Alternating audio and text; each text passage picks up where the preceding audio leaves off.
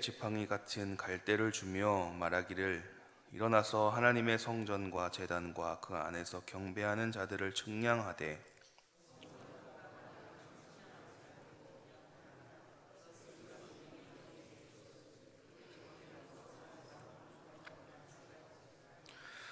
내가 나의 두 증인에게 권세를 주리니 그들이 굵은 베옷을 입고 1260일을 예언하리라.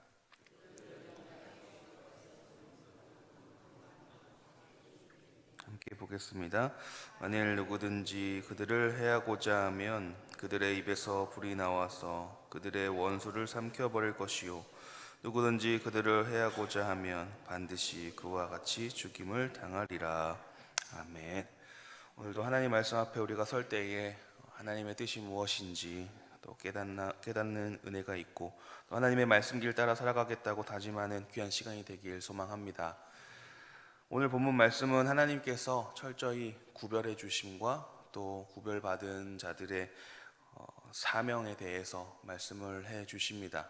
우리가 같은 말씀 보고 듣지만 각자의 상황에 맞는 하나님의 크신 은혜가 이 시간 충만하기를 축복합니다. 오늘 본문 1절 요한은 환상 가운데에서 또 지팡이 같은 갈대를 받았다라고 말씀합니다. 하나님께서 이 지팡이 같은 갈대를 주시며 하나님의 성전과 제단과 그 안에 경배하는 자들을 측량하라라고 말씀을 하십니다. 왜 이런 명령을 하셨을까요? 우리가 물건이나 토지 같은 거에 소유를 가지려면 확인하려면 어떻게 합니까? 다 이렇게 측량을 합니다. 그래서 이쪽부터 이쪽까지 그 땅 누구의 것이고 또 어디가 어떻게 누구의 것이다 라고 측량을 해서 내 것임을 나타내어 다른 사람이 침범할 수 없게 하는 것이 측량이죠. 하나님께서 이 명령을 하신 이유는 그것들이 다 하나님의 소유다라고 말씀을 하시는 겁니다.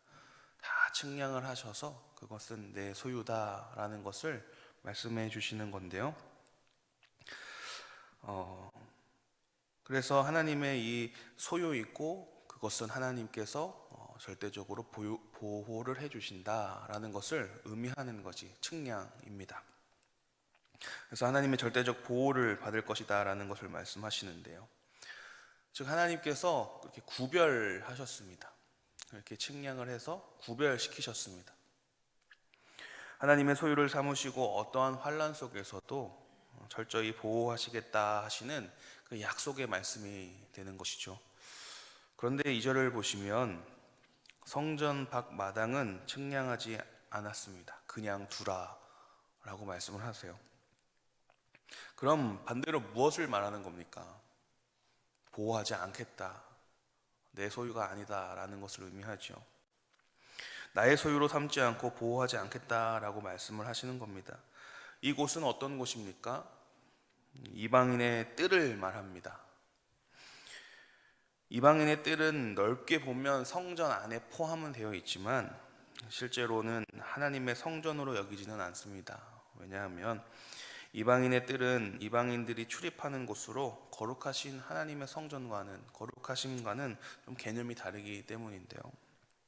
그래서 마지막 때에 성도라는 이름만 가졌을 뿐 세상과 연합하고 있는, 하나님만 바라보고 있는 것이 아니라 세상과 연합하고 있는, 하나님과 거리가 있는 그 거짓 성도들을 참 성도와 엄격히 구별하여서 보호하지 않을 것이다 라고 메시지로 경고하고 계신 겁니다. 이들은 잠시 하나님의 성전을 짓밟을 것이다 라고 말씀을 하세요. 분명 하나님을 위해서가 아니라 자신들을 위해서, 세상의 영광을 위하여서 이들은 군림하게 됩니다. 교회를 어지럽게 할 것이고요. 교회 안에 있는 것처럼 보이지만 교회 밖에서 교회를 어지럽게 하는 역할을 한다라는 것입니다. 하지만 하나님께서 그들을 모두 심판하시겠다라고 말씀을 하십니다. 우리가 복음서에서도 보면 알듯이 알곡과 가라지 비유가 있고요, 양과 염소 비유가 있습니다. 하나님께서는 마지막 때의 겉모습이 아니라 그 중심을 보시고 참 성도는 구원하시고 보호하시고 거짓 성도는 심판하시겠다라고 말씀을 하십니다. 사랑하는 성도 여러분, 우리는 거룩한 구별된 하나님의 백성입니다. 거룩한 행실과 경건함으로 마지막 날을 바라보고 마지막 날을 기다리며 기대하고 사모하는 태도가 필요합니다. 이방인의 뜰에 거닐지 아니하고 거룩한 하나님의 성전에 거하는 저와 여러분이 되기를 소망합니다. 우리는 이 측량함을 받은 성전 안의 참 성도들입니다. 얼마나 감사한지 모릅니다. 하나님의 은혜로 우리를 구별해 주셨고 택정하여 주셔서 그 측량 안에 우리가 있게 되었는데요. 이 참 성도인 우리들은 그렇다면 어떻게 살아가야 하는가, 그 사명에 대해서 말씀을 해 주십니다. 3절 말씀 함께 한번 더 읽겠습니다. 내가 나의 두 증인에게 권세를 주리니 그들이 굵은 베옷을 입고 1260일을 예언하리라. 이 두 증인은 이 땅의 교회와 성도를 의미합니다. 하나님이 택하신 성도를 나타내는데요. 그러니 이 교회와 성도에게 권세를 주셨다라고 말씀을 하세요. 그 권세를 가지고 이 42달 동안 예언을 하게 하십니다. 그런데 우리가 유심히 봐야 할 것이 이들의 복장입니다. 무엇을 입고 있습니까? 굵은 베옷을 입고 있습니다. 이 굵은 베옷은 전통적으로 크게 애통하거나 회개하는 그 자리에서 입는 옷입니다. 하나님의 권세를 가지고 있으니 어떠한 영광스러운 옷을 입고 화려한 왕복을 입고 통치하는 그런 개념이 아닙니다.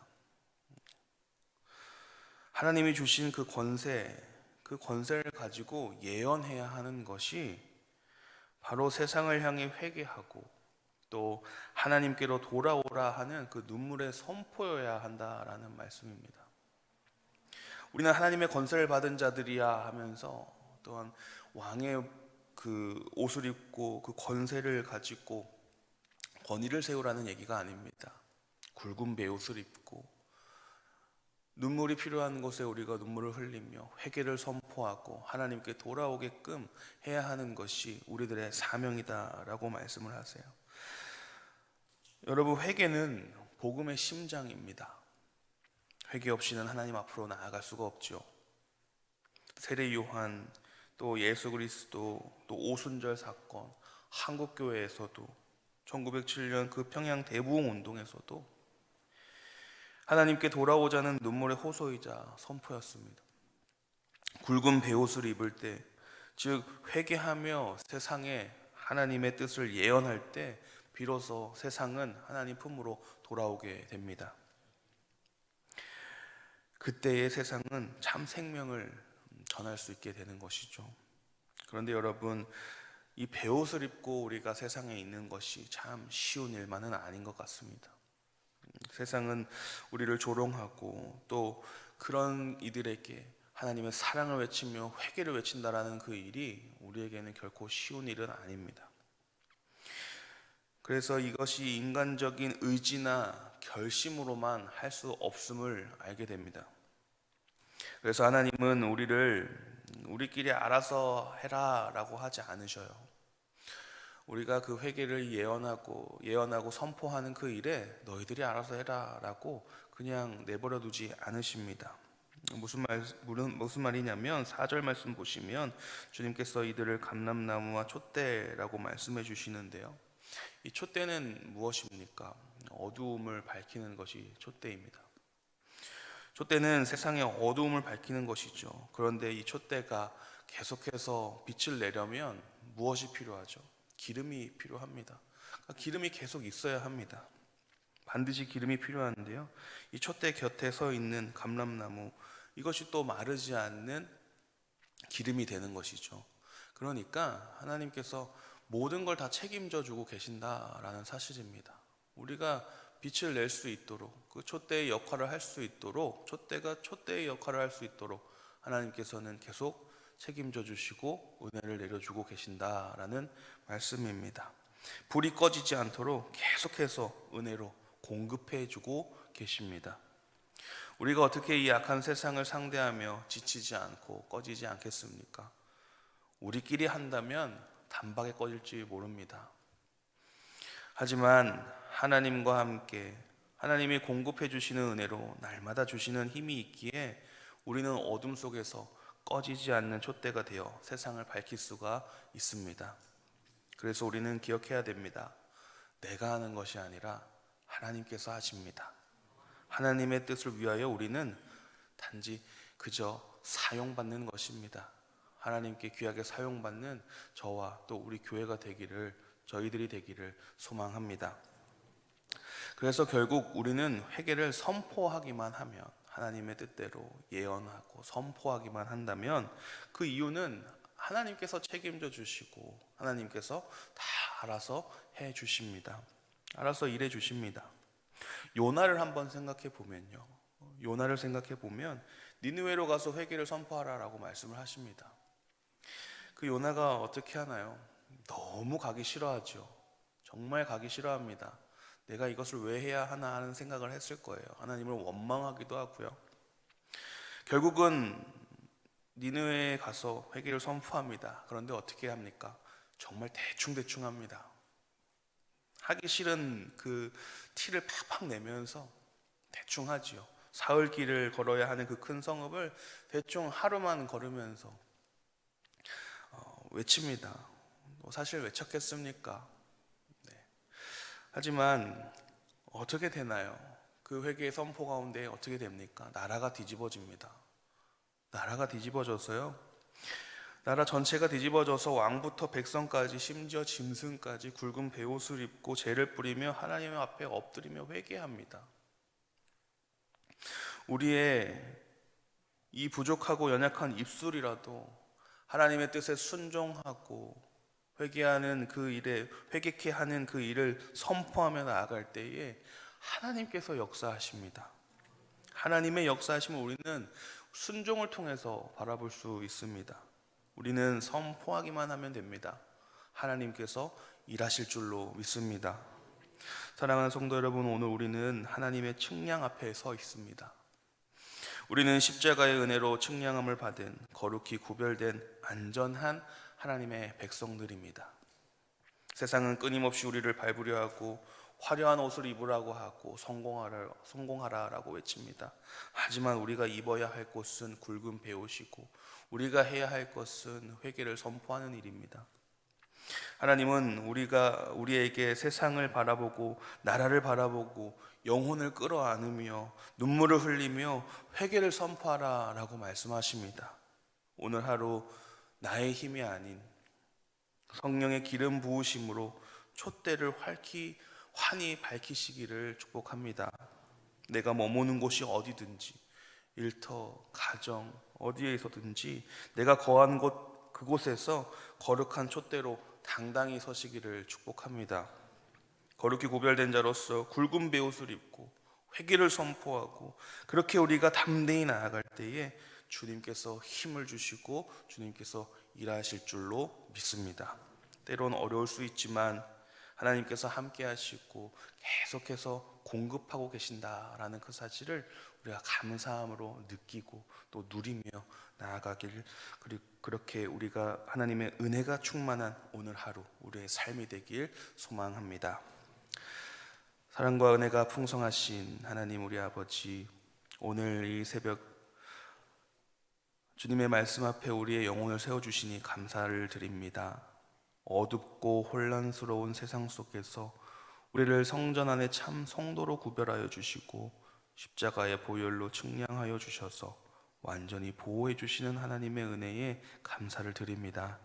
주님, 저희가 왕의 옷을 입는 것이 아니라 굵은 베옷을 입고 세상의 회개를 선포하게 하여 주옵소서. 때론 두렵고 부담스럽지만 함께 하시는 하나님 기억하며 어두운 자리를 밝히는 촛대의 역할을 잘 감당하게 하여 주옵소서.